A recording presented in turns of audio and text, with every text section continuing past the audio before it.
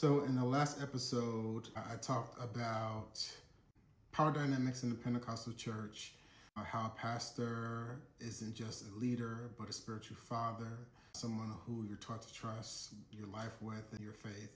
But eventually that message changed. The messages between us started to include something else, and that was his marriage, right?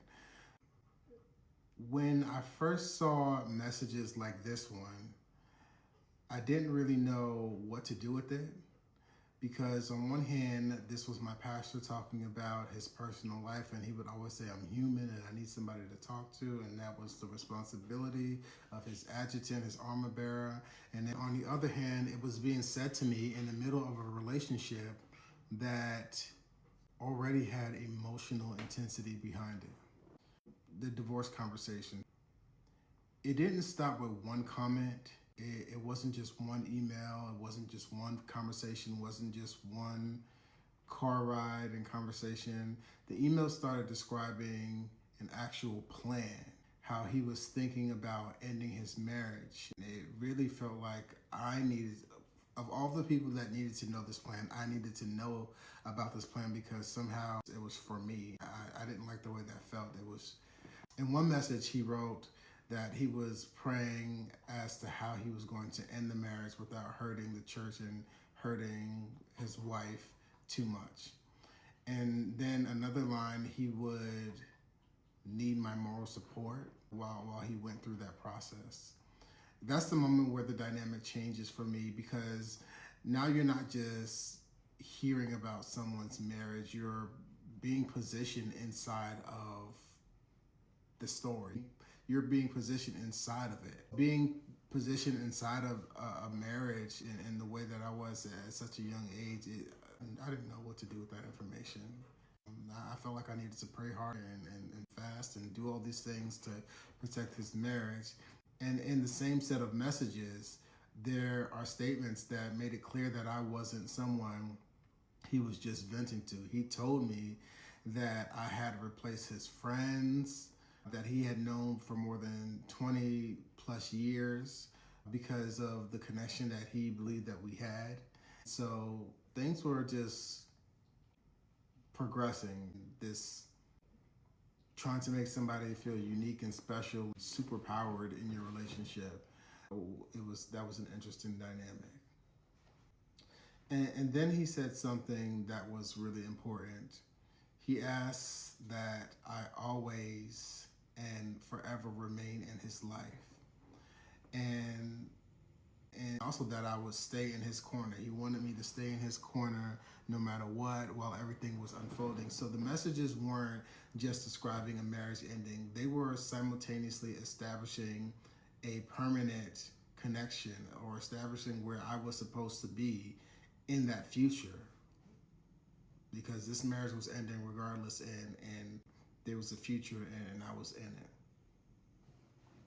At the same time, the language surrounding those conversations were very emotional. While speaking to him daily, I felt cornered into, I was the person that just needed to hear all this. I was the armor bearer. This was his armor. He had taken it off and I needed to handle this. I needed to hold this. He would say this to me, his leadership, they would reinforce this to me. Anytime there were signs that I was backing away or trying to disengage from him while he was distraught, his evangelists would be on my hotline calling me, praying with me. He would just have people in position. He had his army, he had his soldiers. His leaders were his, and I said that in a previous episode. He said, something like, I don't want you to shy. I said this before, I don't want you to shy away from me because of my strong feelings for you. He would say that, he loved me with his whole heart. He would say that I'm in love with you.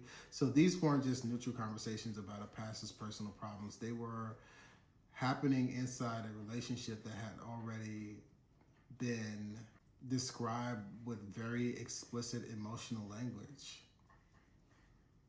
And then, sprinkled out through all these years and situations, especially when things got emotionally heightened for him, I would get handwritten cards. He loved the Blue Mountain cards.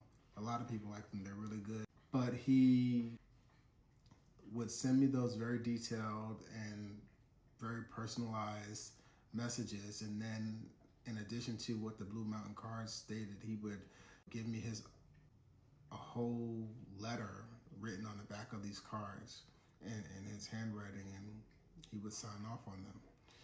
And it wasn't just emails. There were handwritten letters and letters too, physical things given to me that used the same kind of language.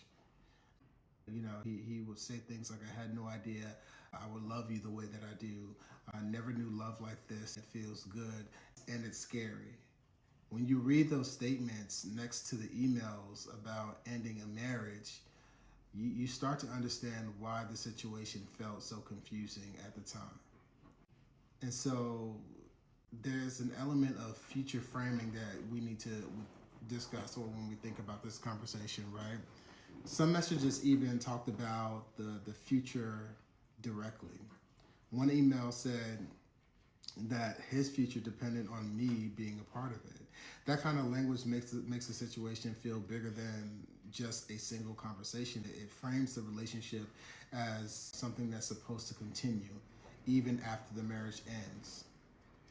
And this is where I want to get into the conversation of secrecy. And you can see it embedded in some of the text and the quotes. By this point, the messages were also including a rule: keep it quiet. As long as we keep our stuff tight, people will only know what we say or show. That line tells you everything in so many ways. It tells you something important. It means that the relationship had already crossed into territory that needed to be managed and privately only. So when people look at the situation today and say, maybe it's just a mentorship, that's why the documents matter. That's why you need this type of information, because it's so much more, right? Because when you read them together, you don't just see one emotional statement. You see the pattern, and I'm going to keep saying that. So I'll close. Publicly, he was a married pastor. Privately, these were conversations that were happening. And the next part of the story is how the conversations turned into pressure to protect him. So I'll talk about that in episode 3, Protecting the Pastor.